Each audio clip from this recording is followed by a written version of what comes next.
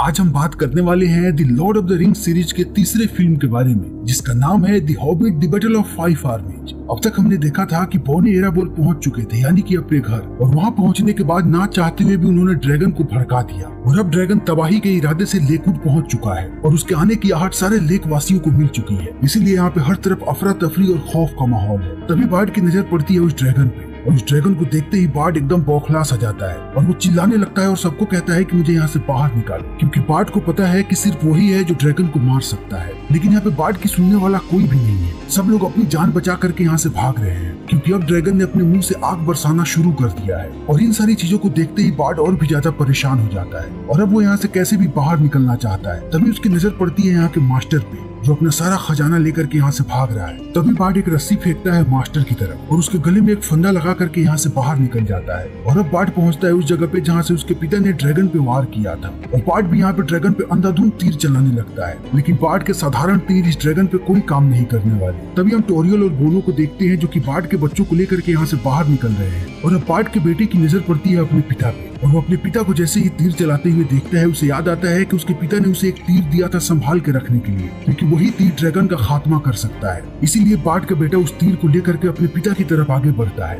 और जल्दी उस तीर को लेकर के अपने पिता के पास पहुंच जाता है। और बार्ड अपने बेटे को सलामत देखने के बाद बहुत खुश होता है। तभी वो ड्रैगन बार्ड की तरफ आगे बढ़ने लगता है और कहता है कि तुम्हारी इतनी जरूरत कि तुम मुझे मारने की कोशिश करो। और इन्हीं बातों के दौरान बार्ड की नजर पड़ती है ड्रैगन के एक जख्म पे और बार्ड समझ जाता है कि उसके पिता के कुछ तीर निशाने पे लगे थे, लेकिन यहाँ पे ड्रैगन ने सारे धनुष को तबाह कर दिया है। इसीलिए बार्ड अब अपने बेटे के कंधे पे तीर रखता है और अपने ड्वेरिश तीर से उसी जगह पे निशाना लगाता है जहाँ उसके पिता ने ड्रैगन को घाव दिया था। और अब ड्रैगन धीरे धीरे बार्ड की तरफ आगे बढ़ने लगता है। फिर बार्ड अपने तीर को छोड़ता है और तीर एकदम निशाने पे जाकर के लगती है और ड्रैगन को बहुत वर्षों के बाद एक बार फिर से दर्द का एहसास होता है और देखते ही देखते इस ड्रैगन की मृत्यु हो जाती है। तभी हमारे सामने लोनली पर्वत का दृश्य आता है और हम सारे बोनो और हॉबिट को देखते हैं और ये सारे लोग यहाँ पे यही बात कर रहे होते हैं कि अचानक से लेक टाउन में बिल्कुल शांति हो गई और इन्हें समझ में आ जाता है कि किसी ने ड्रैगन को मार दिया है। और इस बात से ये सारे लोग बहुत ही ज्यादा खुश होते हैं, क्योंकि अब ये खजाना इनका है। और धीरे धीरे सुबह हो जाती है और लेक टाउन के लोग बहुत ही ज्यादा खुश हैं कि अब ड्रैगन मर चुका है और सारे लोग बार्ड को यहाँ पे शाबाशी भी देते हैं। लेकिन उसके साथ साथ लेक टाउन बिल्कुल तबाह हो चुका है और अब ना ही यहाँ पे लोगों के पास रहने के लिए घर है और ना ही खाना। इसीलिए यहाँ पे सबके सब बहुत ही ज्यादा परेशान है। तभी बार्ड कहता है कि हमें परेशान होने की कोई भी जरूरत नहीं है। ड्रैगन मर चुका है, इसका मतलब ये है कि बोनो ने अब कब्जा कर रखा होगा लोनली माउंटेन पे और उन्हें सारा का सारा खजाना भी मिल गया होगा। और थोरिन ने हम सबसे वादा किया था कि उसे जैसे ही खजाना मिलेगा वो उसका एक हिस्सा हम सारे लोगों को देगा। इसीलिए अब हम सबको लोनली माउंटेन की तरफ चलना चाहिए, क्योंकि अब हमारी जिंदगी को वो खजाना ही बदल सकता है।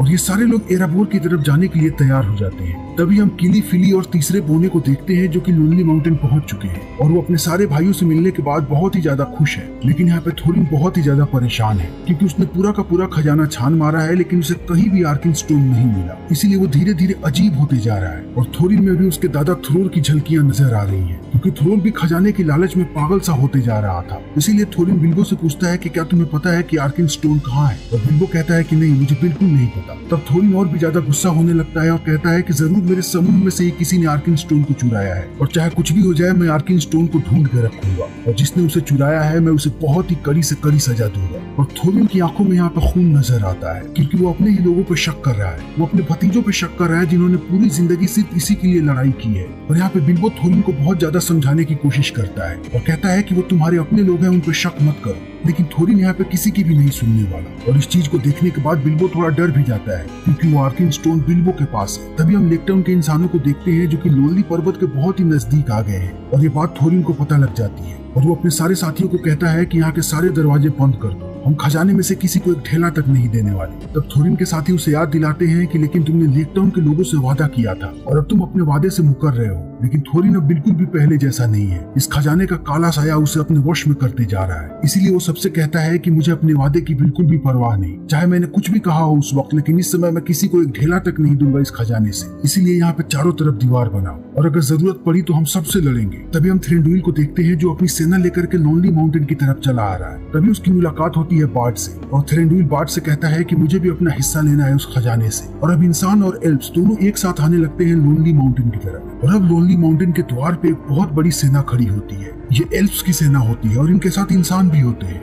तभी हमारे सामने डोल गुलदूर का दृश्य आता है और हम गैंडाल्फ को देखते हैं जो कि अधमरी हालत में यहाँ पे एक पिंजरे में पड़ा हुआ है। तभी यहाँ पे आती है गैलेड्रियल और वो गैंडाल्फ को पिंजरे से छुड़ाने के बाद नेक्रोमेंसर से लड़ने लगती है, लेकिन नेक्रोमेंसर यहाँ पे गैलेड्रियल पे भारी पड़ने लगता है। तभी यहाँ पे सारूमान और एल्रोंड आ जाते हैं और अब ये तीनों मिल करके नेक्रोमेंसर से लड़ने लगते हैं और जल्दी ही नेक्रोमेंसर की हालत खराब हो जाती है। और यहाँ पे हम गैलेड्रियल की पूरी शक्तियाँ देखते हैं। वो अपनी पूरी शक्तियों का इस्तेमाल करके नेक्रोमेंसर को वापस भेज देती है, लेकिन अपनी पूरी शक्तियों का इस्तेमाल करने के बाद गैलेड्रियल बहुत ही ज्यादा कमजोर हो चुकी है और अब गैलेड्रियल गैंडाल्फ को कहती है कि वो यहाँ से चला जाए और गैंडाल्फ को रेडागास्ट यहाँ से लेकर के जाने लगता है। तभी एल्रोंड सारूमान से पूछता है कि क्या नेक्रोमेंसर हमेशा के लिए मर गया, और सारूमान कहता है कि नहीं, वो तब तक गायब है जब तक उसके हाथों में अंगूठी नहीं जाती। एक बार उसकी उंगलियों में वो अंगूठी चली गई तो वो पुनः जीवित हो उठेगा। तभी हम फिर से बोनो को देखते हैं और अब सारे के सारे बोने बहुत ही ज्यादा परेशान हैं क्योंकि थोरिन बिल्कुल ही बदल चुका है और सबसे ज्यादा बिल्बो परेशान है। वो इस दुविधा में फंसा हुआ है कि क्या वो आर्किन स्टोन थोरिन को दे या फिर ना दे। इसीलिए बिल्बो एक बोने से बात करता है और कहता है कि अगर थोरिन को आर्किन स्टोन मिल जाए तो क्या वो पहले जैसा हो जाएगा, और वो बोना कहता है कि नहीं, आर्किन स्टोन मिलने के बाद उसकी हालत और भी ज्यादा खराब होगी क्योंकि खजाने का मुंह कभी भी कम नहीं होता, ये दिन प्रतिदिन बढ़ता ही जाता है। और ठीक ऐसा ही थोरिन के दादा के साथ भी हुआ था। और अब इन सारी बातों को सुनने के बाद बिल्बो समझ जाता है कि उसे आर्किन स्टोन को कभी भी थोरिन को नहीं देना चाहिए। तभी हम बार्ड को देखते हैं जो कि दरवाजे पर आकर के चिल्ला रहा है कि उसे थोरिन से बात करनी है।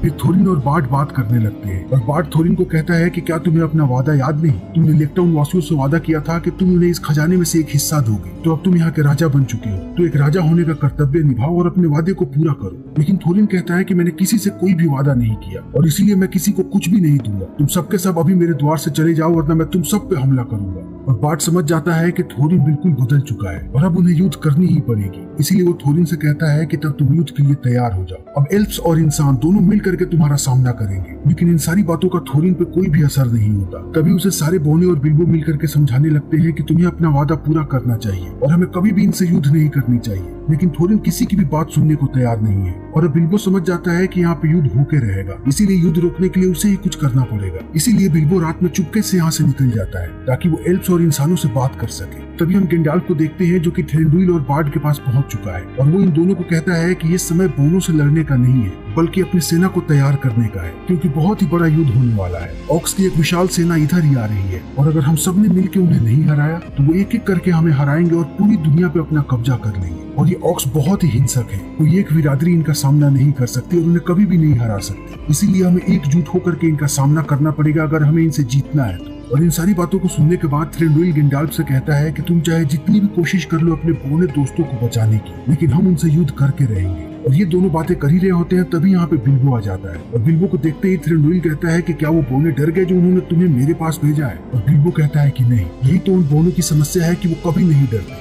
और वो अपने सम्मान के लिए अंतिम सांस तक लड़ेंगे। और इसीलिए मैं यहाँ पे आया हूँ क्योंकि मैं युद्ध नहीं चाहता और मैं नहीं चाहता कि कोई भी मरे। और इतना कहने के बाद बिल्बो आर्किन स्टोन को बाहर निकालता है और इस आर्किन स्टोन को देखते ही सारे लोग भौचक्का रह जाते हैं। तब बिल्बो कहता है कि मैंने इसे खजाने से अपने 14वें हिस्से के रूप में लिया है और ये आर्किन स्टोन बहुत ही कीमती है थोरिन के लिए, इसके बदले तुम मुझसे कुछ भी मांग सकते हो, इसीलिए ये मैं तुम्हें दे रहा हूँ। इसे देने के बाद थोरिन से तुम अपना हिस्सा मांग सकते हो और कभी युद्ध होगी ही नहीं। और इन सारी बातों को सुनने के बाद थ्रेंडुइल भी मान जाता है और अब गैंडाल्फ बिल्बो से कहता है कि तुमने बहुत ही बहादुरी का काम किया है, लेकिन अब तुम्हें थोरिन के सामने नहीं जाना चाहिए क्योंकि थोरिन को उस खजाने ने अपने वश में कर रखा है और अगर थोरिन को पता चली कि तुमने आर्किन स्टोन को थ्रेंडुइल को दिया है तो वो तुम्हारे साथ कुछ भी कर सकता है, इसीलिए अब तुम यहाँ ही रहोगे और तुम लोनली माउंटेन कभी भी वापस नहीं जाओगे। और इतना कहने के बाद वो बिल्बो को विश्राम करने के लिए भेज देता है, लेकिन थोड़ी देर के बाद गैंडाल्फ को पता लगता है कि बिल्बो यहाँ से भाग चुका है, यानी कि बिल्बो अब लोनली माउंटेन्स की तरफ जा रहा है। और अब सुबह सुबह सारे एल्फ्स और इंसान पहुंचते हैं लोनली माउंटेन के द्वार पे और अब ये लोग थोरिन को आर्किन स्टोन दिखाते हैं और कहते हैं कि हम तुम्हें ये आर्किन स्टोन तभी देंगे जब तुम हमें हमारा हिस्सा दोगे। लेकिन थोरिन कहता है कि तुम झूठ बोल रहे हो, आर्किन स्टोन अभी भी महल के अंदर है, ये असली आर्किन स्टोन नहीं है। तभी वहाँ बिल्बो आ जाता है और कहता है कि वो असली आर्किन स्टोन है और उसे मैंने उन्हें दिया है। और इस बात को सुनने के बाद थोरिन आग बबूला हो जाता है और कहता है कि तुमने यहाँ पे चोरी की, चोर कहीं के। और बिल्बो कहता है कि मैंने कोई भी चोरी नहीं की, मैंने इसे अपने एक हिस्से के रूप में लिया है। मैं तुम्हें हमेशा से ये आर्किन स्टोन देना चाहता था, लेकिन तुम अब वो थोरिन नहीं रहे जिसे मैं जानता था। इस खजाने ने तुम्हें पागल बना दिया है। जिस थोरिन को मैं जानता हूँ वो अपने वादे से कभी भी नहीं मुकरता और वो अपने साथियों पे कभी भी शक नहीं करता, लेकिन तुम अब वो थोरिन नहीं रहे। लेकिन थोरिन पे इन बातों का कोई भी असर नहीं होता और वो अपने आदमियों को कहता है कि इसे अभी के अभी मौत के घाट उतार दो। लेकिन कोई भी बोना यहाँ पे थोरिन को नहीं मारना चाहता, क्योंकि थोरिन ने सारी बातें सच कही है और सारे बोनों का भी यही कहना है। और इन सारी चीजों को देखने के बाद थोरिन कहता है कि मैं खुद इसे मारूंगा, और वो जैसे ही बिल्बो पे हमला करने की कोशिश करता है उसके सारे साथी उसे रोकने लगते हैं। तभी गैंडाल्फ कहता है कि बिल्बो मेरा आदमी है और उसे मारने के बारे में तुम सोचना भी मत, तुम एक के बाद एक 1000 गलतियां करते जा रहे हो और एक राजा को ये चीजें कभी भी शोभा नहीं देती। और इस बात को सुनने के बाद थोरिन बिल्बो को नीचे भेज देता है और गैंडाल्फ से कहता है कि आज के बाद किसी जादूगर से मेरा कोई भी वास्ता नहीं। और अब बार्ड आखिरी बार थोरिन से पूछता है कि क्या तुम हमें हमारा हिस्सा दोगे? अगर तुम हमें हमारा हिस्सा दोगे तो हम तुम्हें आर्किंग स्टोन वापस दे देंगे, वरना तुम्हें हमसे युद्ध करना पड़ेगा। और थोरिन कहता है कि मैं तुम्हें कभी भी हिस्सा नहीं दूंगा, बल्कि मैं तुम लोगों से युद्ध करूंगा। और अब सारे लोग युद्ध करने के लिए तैयार होने लगते हैं, क्योंकि उन्हें लगता है कि वो मुट्ठी भर बोनों को बड़ी ही जल्दी ढेर कर देंगे। और ये सारे लोग युद्ध करने की तैयारी कर ही रहे होते हैं। तभी यहाँ पे एक विशाल सेना आती है और ये सेना होती है डैन की। और डैन थोरिन का चचेरा भाई है, वो अपने बोनों की विशाल सेना लेकर के आया है ताकि वो थोरिन की मदद कर सके। और डैन सबको धमकी देता है कि अगर जल्दी से तुम लोग यहाँ से नहीं गए तब मैं यहाँ की पूरी धरती को लाल कर दूंगा तुम्हारे खून से। और अब इस दृश्य को देखने के बाद लगता है कि यहाँ पे महायुद्ध होने वाला है दोनों एल्फ्स और इंसानों के बीच। लेकिन गैंडाल्फ डैन से कहता है कि तुम्हें हम लोगों से लड़ने की कोई भी जरूरत नहीं है। तभी डैन कहता है कि मैं हमेशा तुम लोगों से लड़ने को तैयार हूँ, खास तौर से थ्रेंडुइल से, क्योंकि उसने हमारे पीठ में छुरा घोंपा है। तभी गैंडाल्फ कहता है कि हमें एक साथ मिल करके ऑक्स का मुकाबला करना चाहिए। तब डैन कहता है कि मैं तुम्हारी बातों में नहीं आने वाला। और अब ये सारे लोग एल्फ्स पे हमला करने ही वाले होते हैं। तभी यहाँ पे ऑक्स की सेना चारों तरफ से आ जाती है और ये इन पे हमला करने ही वाले होते हैं। तभी डैन की पूरी सेना उन पे टूट पड़ती है और बोने बहुत ही बहादुरी से ऑक्स का मुकाबला करते हैं। लेकिन थ्रेंडुइल यहाँ पे एक बार फिर से अपना असली रूप दिखा देता है और वो कहता है कि ऑक्स से हमारा कोई भी वास्ता नहीं। तभी गैंडाल्फ कहता है कि वो बोने हम सबके लिए लड़ रहे हैं, इसीलिए हमें उनकी मदद करनी चाहिए, क्योंकि ऑक्स उन्हें हराने के बाद तुम पे टूट पड़ेंगे। और अब यहाँ पे थ्रेंडुइल थोड़ी देर तक सोचता है और वो अपनी सेना को आदेश देता है कि इन सारे ऑक्स को मार गिराओ। और अब यहाँ पे महायुद्ध शुरू हो जाता है। ऑक्स के खिलाफ सारे एल्फ्स, बोने और इंसान और जादूगर मिल के लड़ते हैं। तभी महल के अंदर बैठे सारे बोने थोरिन से कहते हैं कि हमें भी उनके साथ जाकर के लड़ना चाहिए। लेकिन थोरिन कहता है कि हम अपने खजाने को ऐसे ही छोड़ के नहीं जा सकते और ये खजाना सबके जान से ज्यादा महत्वपूर्ण है। तभी हम बार्ड को देखते हैं जिसे पता लगता है कि ऑक्स की एक सेना उस तरफ गई है जिस तरफ इसका परिवार है और लेक टाउन के बाकी लोग हैं। इसीलिए बार्ड अपने परिवार और लेक टाउन के लोगों को बचाने के लिए निकल जाता है। और अब हम फिर से थोरिन को देखते हैं और यहाँ के सारे बोने सिर्फ इस बात का इंतजार कर रहे हैं कि कब थोरिन उन्हें लड़ाई में जाने के लिए कहेगा। लेकिन थोरिन के मन में खजाने के अलावा और कुछ भी नहीं आ रहा। तभी थोरिन का एक साथी थोरिन के पास जाता है और कहता है कि मैं पूरी उम्र सिर्फ इस इंतजार में रहा कि तुम कब यहाँ के राजा बनोगे, और आज तुम यहाँ के राजा बन भी गए, लेकिन तुम बिल्कुल भी राजा नहीं लग रहे, क्योंकि तुम में राजा वाले कोई भी गुण नहीं है। और इस बात को सुनने के बाद थोरिन बहुत ही ज्यादा गुस्सा हो जाता है और यहाँ से दूर चला जाता है। तभी थोरिन को वो सारी बातें याद आने लगती है जितनी भी बातें लोगों ने उससे कही है। उसे बिल्बो की बात याद आती है और उसे अपने साथियों की बातें याद आती है। और अब यहाँ पे थोरिन को अजीब अजीब आकृतियां नजर आने लगती है। उसे ड्रैगन की भी आकृति नजर आती है और वो समझ जाता है कि ड्रैगन के काले जादू ने उसे वश में कर रखा है, इसीलिए उसके दिमाग में सिर्फ और सिर्फ खजाने की बात गूंज रही है। और इन सारी चीजों को समझने के बाद थोरिन निश्चय करता है कि वो इस युद्ध को लड़ेगा। इसीलिए थोरिन अपने पूरे साथियों के साथ महल से बाहर निकलता है, फिर डैन की सेना में शामिल हो जाता है। और अब ये लोग एक एक करके ऑक्स को धूल चटाने लगते हैं। तभी थोरिन की नजर पड़ती है अजोक पे और वो सबको कहता है कि मैं अजोक के पास जा रहा हूँ। हम सबसे पहले अजोक को मारेंगे, फिर उसकी सेना ऐसे ही खत्म हो जाएगी। और अब अजोक फिली और किली के साथ यहाँ से निकल पड़ता है उस पर्वत पे जहाँ पे अजोक है। और जब ये लोग पर्वत के ऊपर चढ़ जाते हैं तभी इन्हें इस बात का एहसास होता है कि अजोक चाहता था कि हम यहाँ पे आए, इसीलिए अब हम यहाँ से वापस चलना पड़ेगा। तभी हम नीचे बिल्बो और गैंडाल्फ को देखते हैं। तभी लेगोलस इनसे कहता है कि अजोक ने अपनी छोटी टुकड़ी के साथ हमें यहाँ पे उलझा रखा है, बल्कि उसकी सबसे बड़ी सेना तो ऊपर से आ रही है। और बिल्बो इस बात को सुनते ही कहता है कि थोरिन अभी भी पर्वतों पे है, इसीलिए मैं थोरिन के पास जा रहा हूँ उसे आगाह करने। तब गैंडाल्फ उसे मना करता है और कहता है कि वहाँ पे हर जगह ऑक्स भरे पड़े हैं, तुम कभी भी उस तक नहीं पहुँच पाओगे। तब बिल्बो कहता है कि मैं पहुंच जाऊंगा। और इतना कहने के बाद बिल्बो यहाँ से निकल पड़ता है और यहाँ से बाहर जाते ही बिल्बो देखता है कि हर तरफ ऑक्स फैले हुए हैं, इसीलिए वो सबसे पहले अपनी अंगूठी पहनता है और भागता हुआ पहुंचता है थोरिन के पास और उसे पूरी बात बताता है और कहता है कि हमें जल्दी ही यहाँ से निकलना पड़ेगा। फिर ये लोग यहाँ से निकलने ही वाले होते हैं। तभी इनके सामने आता है अजोक और उसने फिली को पकड़ रखा है और इनके सामने ही वो फिली को मार देता है, जिसे देखने के बाद किली बहुत ही ज्यादा गुस्सा हो जाता है और थोरिन भी। और अब ये लोग अजोक को मारने के लिए यहाँ से आगे बढ़ने लगते हैं और यहाँ पे चारों तरफ लड़ाई होने लगती है। और इसी बीच बोल्ग का सामना होता है बिल्बो से और बिल्बो बेहोश हो जाता है। और जब बोल्ग बेहोशी की हालत में उसे मारने वाला होता है तभी यहाँ पे टोरियल आ जाती है और वो बोल्ग से लड़ने लगती है और यहाँ पे टोरियल और बोल्ग के बीच घमासान लड़ाई होने लगती है। और ये दोनों बहुत देर तक लड़ते हैं और अंततः बुल्क टोरियल पे भारी पड़ता है और वो टोरियल को मारने ही वाला होता है। तभी किली बुल्क को देख लेता है कि वो टोरियल को मारने जा रहा है, इसीलिए किली भागता हुआ यहाँ पे आता है अपने प्यार को बचाने के लिए और वो टोरियल को तो बचा देता है, लेकिन बुल्क यहाँ पे किली को मार देता है और इस चीज को देखने के बाद टोरियल एकदम टूट जाती है। तभी बुल्क टोरियल को भी मारने वाला होता है, लेकिन एन वक्त पे वहाँ पे लेगोलस आ जाता है और वो टोरियल को बचा लेता है और बुल्क से उसकी लड़ाई होने लगती है और लेगोलस और बुल्क की लड़ाई बहुत लंबे समय तक चलती है। कभी बुल्क लेगोलस पे भारी पड़ता है तो कभी लेगोलस बुल्क पे भारी पड़ता है और इनकी लड़ाई ऐसे ही चलती जाती है,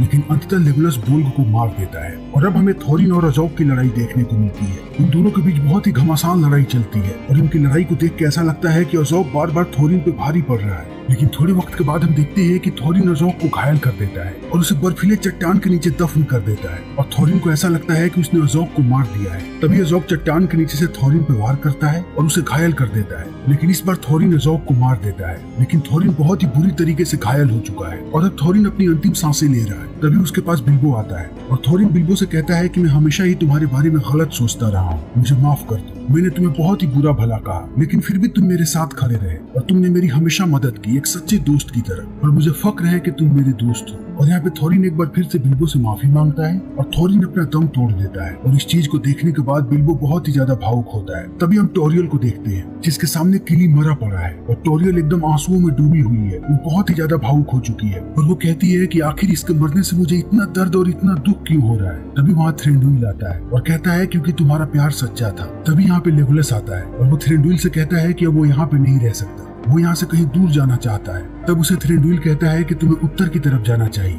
तुम्हें वहाँ पे कोई मिलेगा और लेगोलस उत्तर की तरफ निकल पड़ता है और अगले फिल्म में हमें पता चलेगा कि आखिर थ्रेंडुइल ने लेगोलस को उत्तर में क्यों भेजा है। और अब यहाँ पे थोरिन का अंतिम संस्कार किया जा रहा है और सारे लोग एराबोर को फिर पहले जैसा बनाने की कोशिश कर रहे हैं और बार्ड भी अपने लोगों के साथ शहर को फिर से बसाने की सोच रहा है। और अब हम फिर से बिल्बो को देखते हैं जो कि सारे बोनों को अलविदा कह रहा है और यहाँ पे सारे लोग बहुत ही ज्यादा भावुक है। बिल्बो जाते वक्त सारे बोनों से कहता है कि तुम कभी भी शहर से गुजरो तो मेरे यहाँ जरूर आना, शाम के समय हमारे यहाँ चाय बनती है और हम कुछ ज्यादा ही चाय बनाते हैं। और इतना कहने के बाद गेंडाल्फ और बिल्बो शहर की तरफ निकल पड़ते हैं। फिर शहर के आगे गेंडाल्फ रुक के कहता है कि मेरा सफर यहीं तक का था, अब यहाँ से तुम्हें अपने घर अकेला ही जाना पड़ेगा। और जब बिल्बो यहाँ से जाने लगता है तभी गेंडाल्फ उससे कहता है कि मुझे पता है कि तुम्हारे पास वो अंगूठी है। तभी बिल्बो कहता है कि हाँ मेरे पास वो अंगूठी थी, लेकिन युद्ध के दौरान मैंने उसे खो दी। और इतना कहने के बाद बिल्बो यहाँ से निकल पड़ता है अपने घर के लिए, लेकिन बिल्बो जैसे ही अपने घर पहुँचता है वो देखता है कि उसके सारे सामान लोग यहाँ से लेकर के जा रहे हैं और एक आदमी बिल्बो के सारे सामानों को नीलाम कर रहा है क्योंकि सबका यही मानना है कि बिल्बो मर चुका है,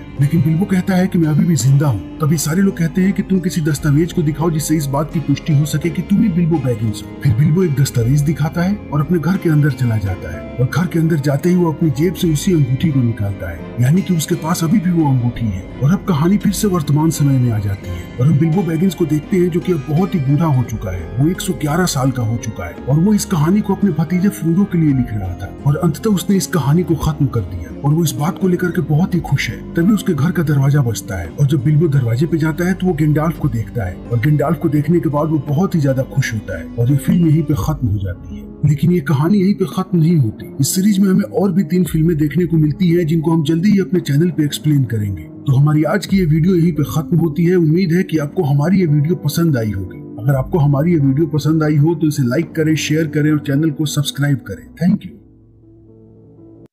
इस वीडियो को लाइक करें, शेयर करें अपने फ्रेंड्स के साथ और सब्सक्राइब करें चैनल को अगर आपने अभी तक सब्सक्राइब नहीं किया।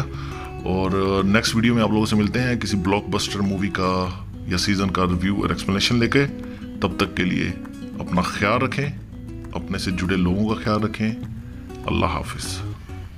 But I've known you too long, it hurts to watch your blue eyes fade to gray as you fade away, as you fade away.